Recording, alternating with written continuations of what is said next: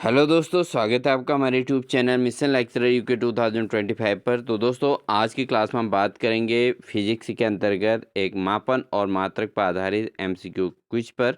तो दोस्तों, बिना स्किप किए पूरे क्लास को जरूर वॉच कीजिएगा। साथ ही आप कितना स्कोर कर पा रहे हैं इसको जरूर कमेंट सेक्शन में ज़रूर दीजिएगा। फिजिक्स की सबसे बेहतरीन क्लास रहेगी दोस्तों। इसी प्रकार की क्लास के लिए आप हमारे चैनल को सब्सक्राइब कर लेंगे, साथ ही बेल आइकन दबाकर ऑल नोटिफिकेशन ऑन कर लेंगे। जो भी अभ्यर्थी प्रवक्ता और एलटी की तैयारी कर रहे हो, हमारे चैनल पर लगातार ज्वाइन होते रहें। लगातार आपको इसी प्रकार की क्लासेस मिलेंगी जो आपके कॉन्फिडेंस को इम्प्रूव करेंगी और लगातार बने रहें। तो स्टार्ट करते हैं आज की क्लास को। तो पहला क्वेश्चन है दोस्तों हमारा, संकेतांक पद्धति में 10⁻6 को क्या कहते हैं। तो अगर हम संकेतांक फॉर्म में इसको देखें तो दोस्तों ऑप्शन है मेगा, गीगा, किलो या डेसी। तो संकेतांक पद्धति में 10⁶ अगर आपको दिया गया है तो इसको बोलते हैं दोस्तों मेगा। क्या बोला जाएगा दोस्तों, इसको मेगा बोला जाएगा। अगर कहीं पर भी 10⁻6 है तो समझ लीजिए उसको मेगा के रूप में लिखा जाएगा। नेक्स्ट क्वेश्चन है दोस्तों, एसआई पद्धति में तापमान की इकाई क्या होती है। तो अगर हम तापमान की इकाई की बात करें दोस्तों, टेम्परेचर को मापने के जो एसआई यूनिट होती है वो होती है आपकी, ऑप्शन है सेल्सियस, फ़ारेनहाइट, केल्विन या रेम्यूअर। तो दोस्तों ये जो होता है इसका मात्रक होगा केल्विन। तो इसका सी ऑप्शन सही होगा। एसआई पद्धति में अगर हम बात करें तो टेम्परेचर को केल्विन में चेक किया जाता है, ठीक है। तो ऑप्शन नंबर सी इसका सही आंसर हो जाएगा। केल्विन के से लिखा जाएगा दोस्तों, डिग्री केल्विन की फॉर्म में इसको लिखा जाता है। तो ऑप्शन नंबर सी इसका सही आंसर हो जाएगा, डिग्री केल्विन, ठीक है। नेक्स्ट वन लेते हैं दोस्तों। आप लगातार क्वेश्चंस का आंसर चेक करते रहें और अपनी टोटल स्कोरिंग भी जरूर करें, क्योंकि हम इसमें टोटल 50 क्वेश्चंस करने वाले हैं। अगला क्वेश्चन है, वेग का एसआई मात्रक क्या है। तो वेग का एसआई मात्रक होता है दोस्तों आपका, ऑप्शन है मीटर, बिल्कुल रॉन्ग है। इसके अलावा किलोमीटर भी रॉन्ग है, सेकंड भी रॉन्ग है। तो इसका जो यूनिट होगा वो होगा मीटर पर सेकंड, यानी कि ऑप्शन नंबर बी इसका सही आंसर होगा। ये हमारे बेसिक टेस्ट है दोस्तों, बेसिक इसमें हम कॉन्सेप्ट को ले रहे हैं। तो ज़रूर आप पूरे क्लास को वॉच कीजिएगा। अगला क्वेश्चन है दोस्तों, निम्न में से कौन सा मात्रक युग्म समरूप नहीं है। तो कौन सा मात्रक समरूप नहीं है। अगर हम बात करें दोस्तों न्यूटन और बल, तो बल का मात्रक ही न्यूटन होता है, तो ये तो समरूप है ही। और कार्य और जूल, कार्य का मात्रक जूल होता है, ये भी समरूप है दोस्तों। केल्विन और टेम्परेचर दोनों सेम हैं दोस्तों। और साथ ही अगला ऑप्शन है किलोग्राम और वेग। तो किलोग्राम जो है मास का यूनिट होता है और वेग जो है दोस्तों डिस्प्लेसमेंट अपॉन टाइम होता है, यानी कि विस्थापन बटे समय होता है। तो दोनों अलग अलग चीज़ें हैं, तो ये समरूप मात्रक नहीं होंगे। तो ऑप्शन नंबर डी इसका सही आंसर हो जाएगा दोस्तों। बढ़ेंगे दोस्तों अगले प्रश्न में, द्वितीयक मात्रक किसे कहते हैं। तो दोस्तों जो मूल मात्रकों के हेल्प से बनते हैं उनको द्वितीयक मात्रक कहते हैं। और मूल मात्रक टोटल 7 होते हैं, जो हमारे जो है फिजिक्स के अंदर बहुत बेसिकली यूज़ होते हैं। तो उन्हीं से जो है व्युत्पन्न मात्रक बनते हैं और द्वितीयक मात्रक को व्युत्पन्न मात्रक भी कहते हैं। जो आधार मात्रकों से व्युत्पन्न होते हैं, यही इसका सही आंसर हो जाएगा दोस्तों।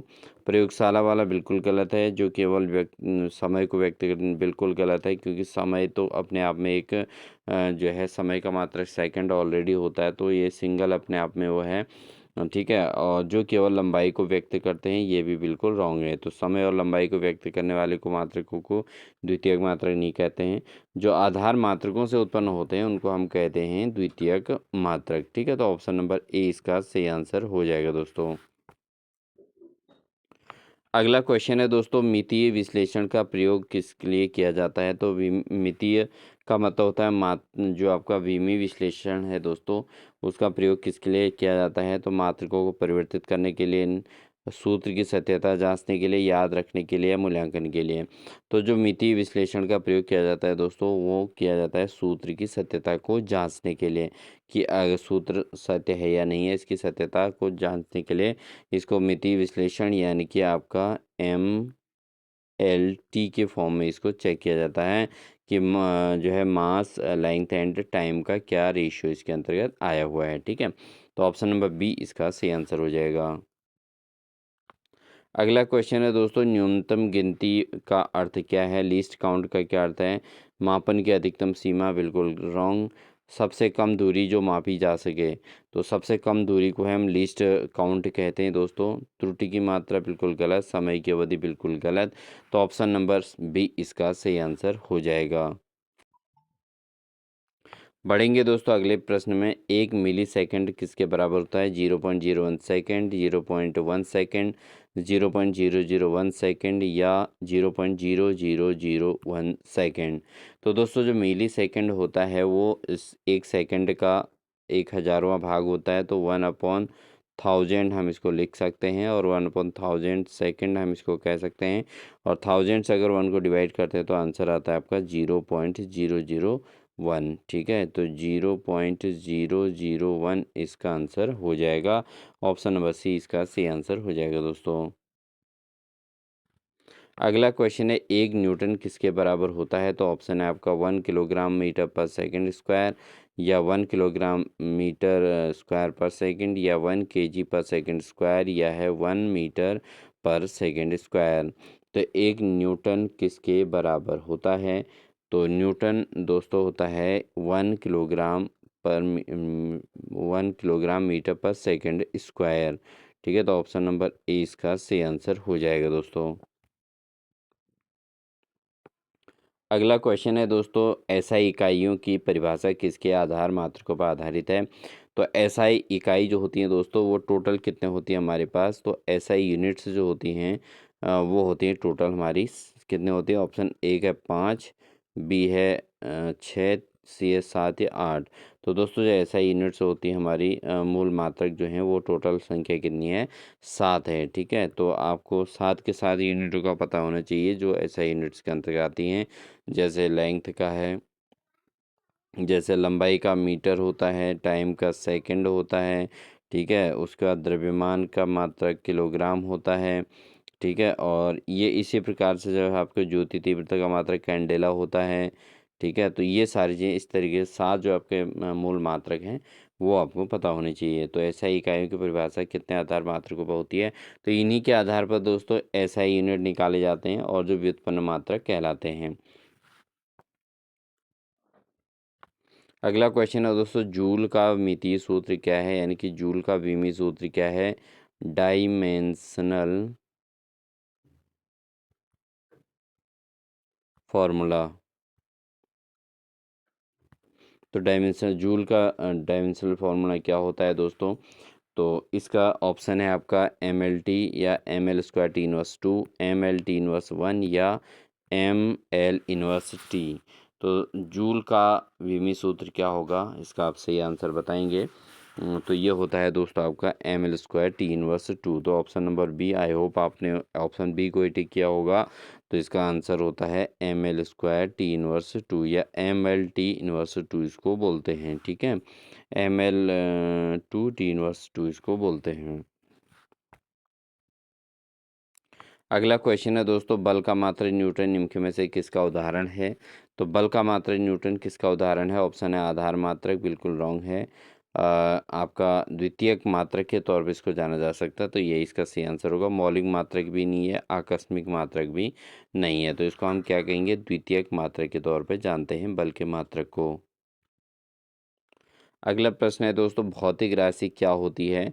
ऑप्शन है जो केवल अंक हो, जो मात्रक के साथ मापी जा सके, जो अदृश्य हो, या जो केवल दिशा में हो। तो भौतिक राशि क्या होती है दोस्तों? भौतिक राशि वो होती है दोस्तों जिसको मात्रक के साथ मापा जा सके, उसी को भौतिक राशि कहते हैं। फिजिकल क्वांटिटी उसी को कहा जाता है। तो ऑप्शन नंबर बी इसका सही आंसर हो जाएगा।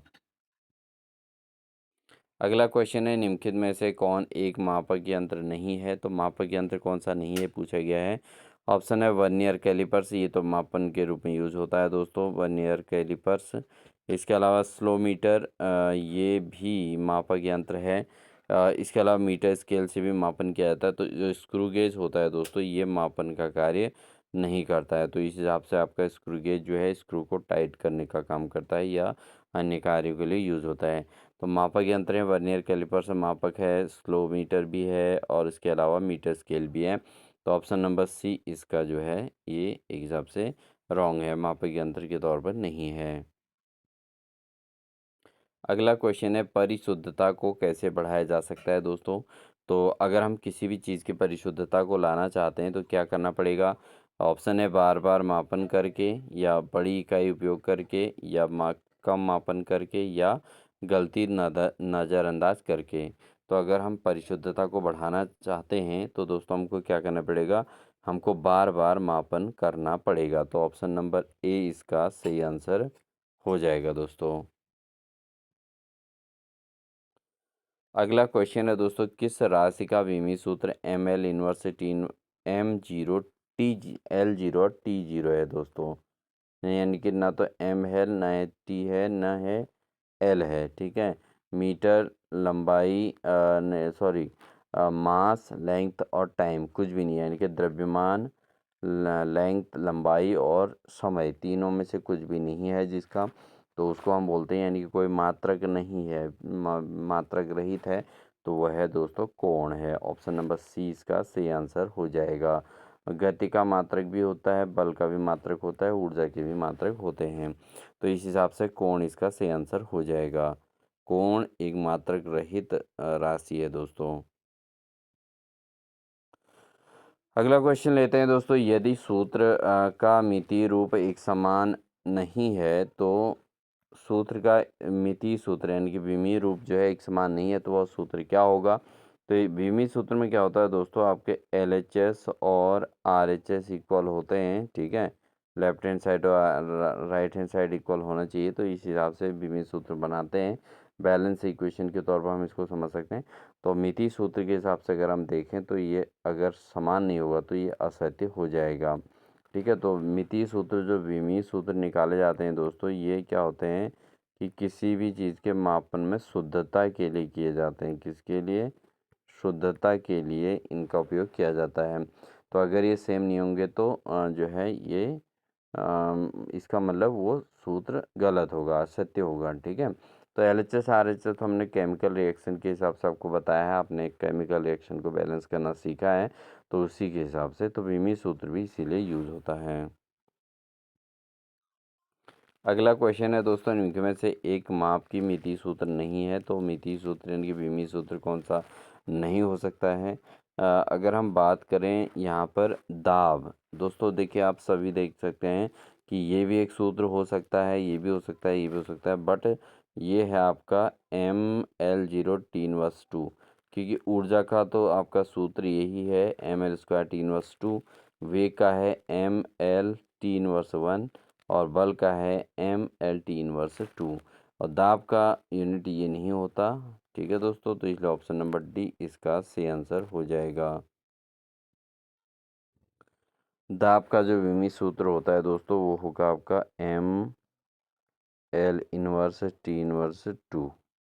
ठीक है। एम एल इनवर्स होगा, टी इनवर्स टू होगा, इसको आप नोट कर लीजिएगा, M L inverse and T inverse two. ठीक है।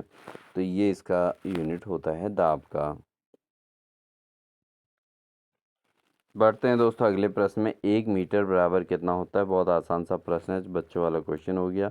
तो 1 मीटर 100 सेंटीमीटर के इक्वल होता है।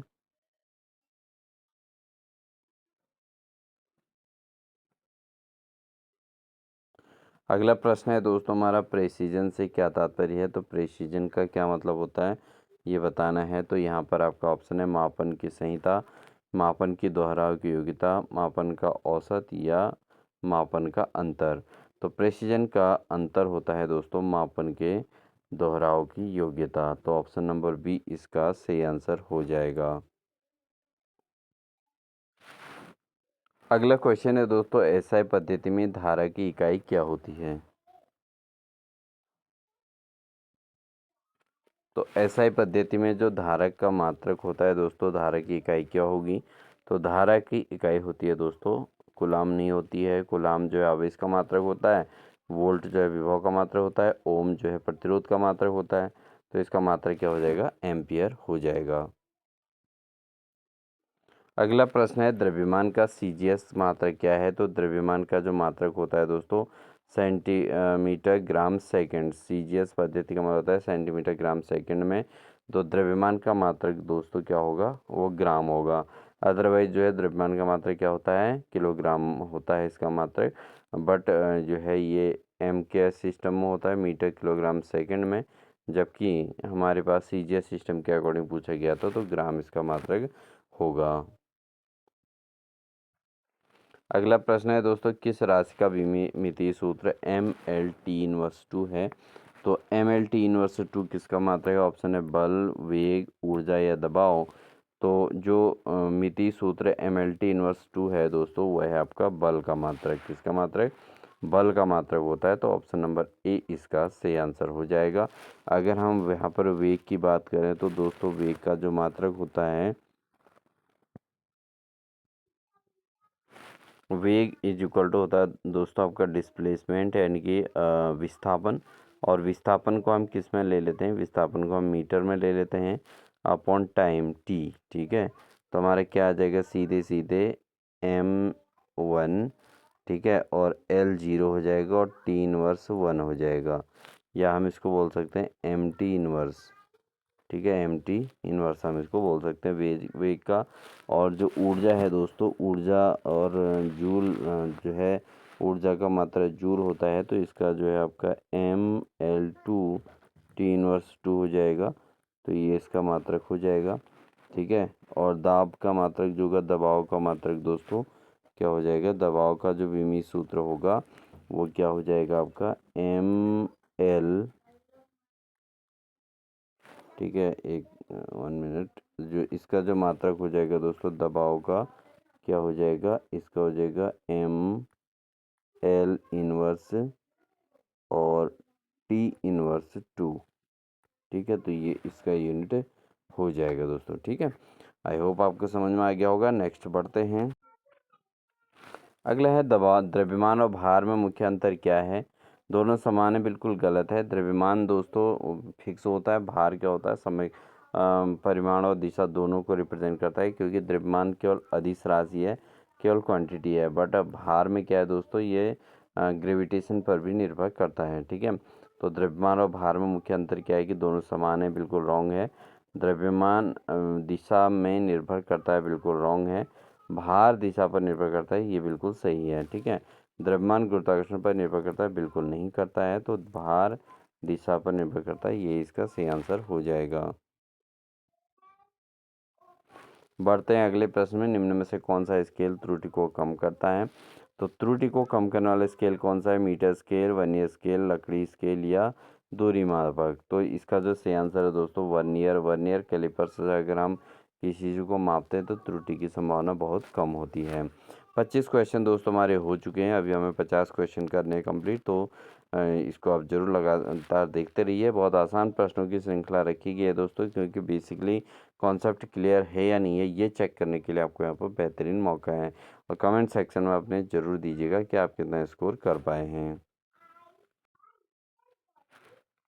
अगला प्रश्न है दोस्तों, निम्न में से कोणीय मापन की इकाई क्या है। तो कोणीय मापन की इकाई क्या है, रेडियन, जूल, न्यूटन या एम्पियर। तो कोणीय मापन की जो इकाई होती है दोस्तों रेडियन होती है, और बेसिकली इसी का यूज किया जाता है। ठीक है, तो ऑप्शन नंबर ए इसका सही आंसर हो जाएगा। अगला प्रश्न है, समय का मिति व्यंजक है। मिति का मतलब होता है विमीय सूत्र। तो समय को टाइम टाइम से रिप्रेजेंट करते हैं दोस्तों, तो इसका जो है ऑप्शन नंबर ए ही इसका सही आंसर हो जाएगा। अगला है, स्टॉप वॉच का उपयोग किया जाता है। तो स्टॉप वॉच का उपयोग किस में किया जाता है, लंबे समय के मापन के लिए, या छोटे मापन के लिए, तापमान मापन के लिए, ध्वनि मापन के लिए। तो स्टॉप वॉच का जब हम यूज़ करते हैं दोस्तों, करते हैं हम छोटे समय मापन के लिए। तो ऑप्शन नंबर बी इसका सही आंसर रहेगा। अगला प्रश्न है, निम्न में से कौन एक अदिश राशि है। तो इनमें से अदिश राशि कौन सी है, हमें सदिश और अदिश की जानकारी होनी चाहिए दोस्तों। तो सदिश राशियाँ होती है जिनमें परिमाण और दिशा होता है, यानी मैग्नीट्यूड एंड डायरेक्शन दोनों होता है। और अदिश राशियाँ होती है जिसमें केवल मैग्नीट्यूड होता है।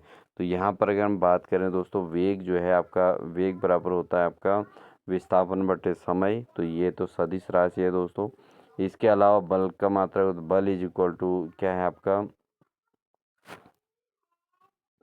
बल बराबर F is equal to M A होता है दोस्तों। Force is equal to mass into acceleration. और वेग हो जाएगा आपका डिस्प्लेसमेंट अपॉन टाइम। ठीक है, डिस्प्लेसमेंट अपॉन टाइम हो गया।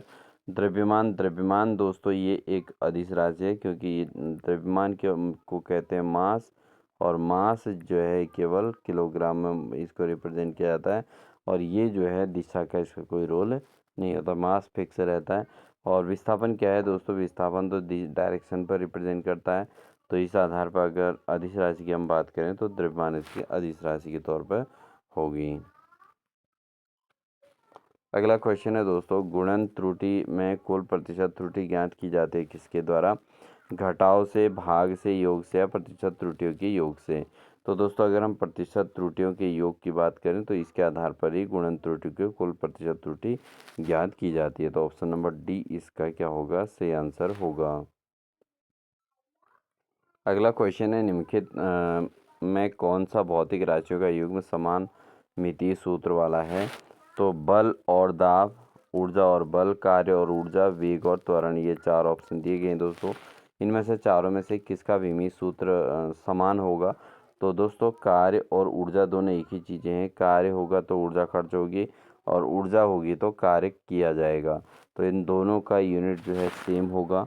कार्य और ऊर्जा दोनों का एसआई मात्रक जो है सेम होगा, यानी इनका विमीय सूत्र क्या हो जाएगा, दोनों का सेम होगा, और वो होगा दोस्तों ml² T−2। ml² T−2 होगा, जिसको हम ml2 T−2 भी इसको पढ़ सकते हैं दोस्तों। ठीक है, तो ऑप्शन नंबर सी इसका सही आंसर हो जाएगा। अगला क्वेश्चन है दोस्तों, निम्न में से कौन एक आधार मात्रक नहीं है, यानी कि बेसिक मात्रक कौन नहीं है, ये पूछा गया है। कैंडेला दोस्तों बेसिक मात्रक है, ये ज्योति तीव्रता का मात्रक होता है।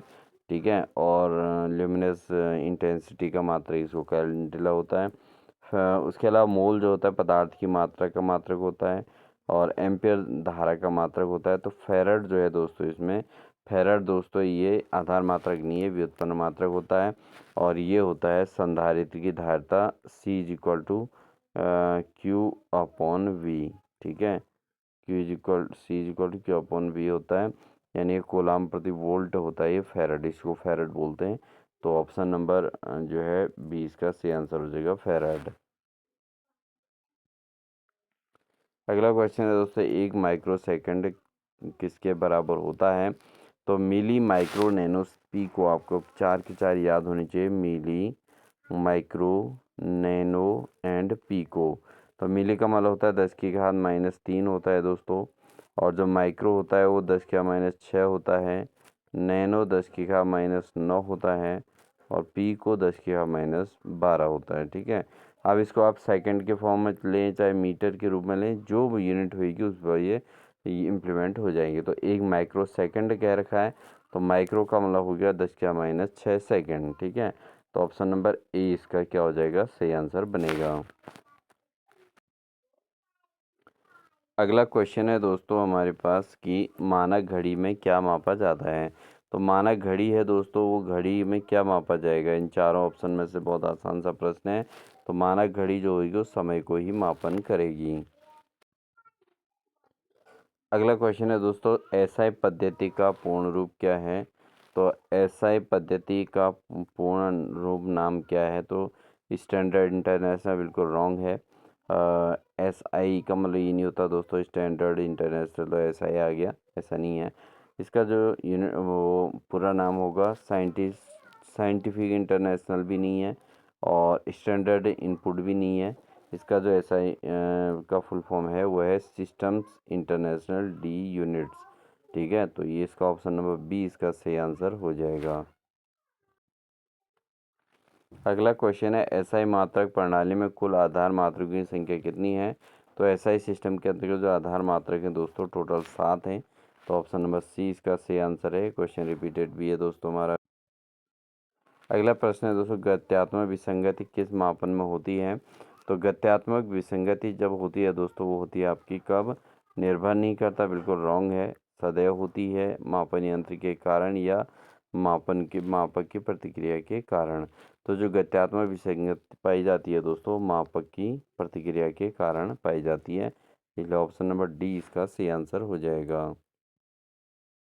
अगला क्वेश्चन है दोस्तों, 1 नैनोमीटर बराबर कितना होता है? 1 नैनोमीटर में कितना होता है दोस्तों? अभी हमने पहले क्लास में किया था, पहले क्वेश्चंस में। तो नैनो का मतलब होता है 10⁻⁻9, ठीक है। तो ऑप्शन नंबर ए इसका सही आंसर हो जाएगा। दोस्तों अगर क्वेश्चन की स्पीड ज़्यादा हो रही है तो क्योंकि बेसिक क्वेश्चंस हैं तो इनको हम ज़्यादा टाइम नहीं दे पा रहे, नहीं देंगे, क्योंकि बेसिक चीज़ें हैं तो बहुत आसान तरीके से आपने स्पीड में इनको सॉल्व करना है और बताना है कि 50 में से आपके कितने स्कोर हो पा रहा है। अगला है दोस्तों, मिति विश्लेषण यानी कि जो बेमिस विश्लेषण होता है, क्या ज्ञात करने के लिए किया जाता है?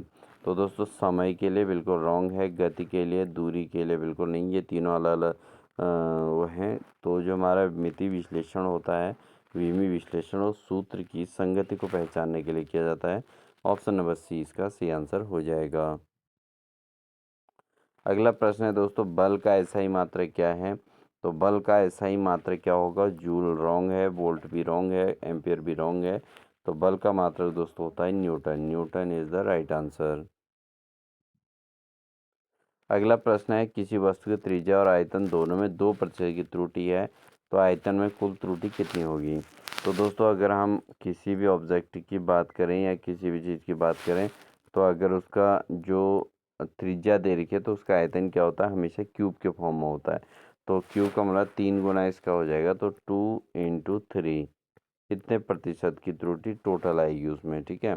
तो इसका मतलब ये नहीं कि क्यूब के रूप में हम उसको मल्टीप्लाई करेंगे। तो इसका जो सही वैल्यू बनेगा दोस्तों, वो बनेगा 2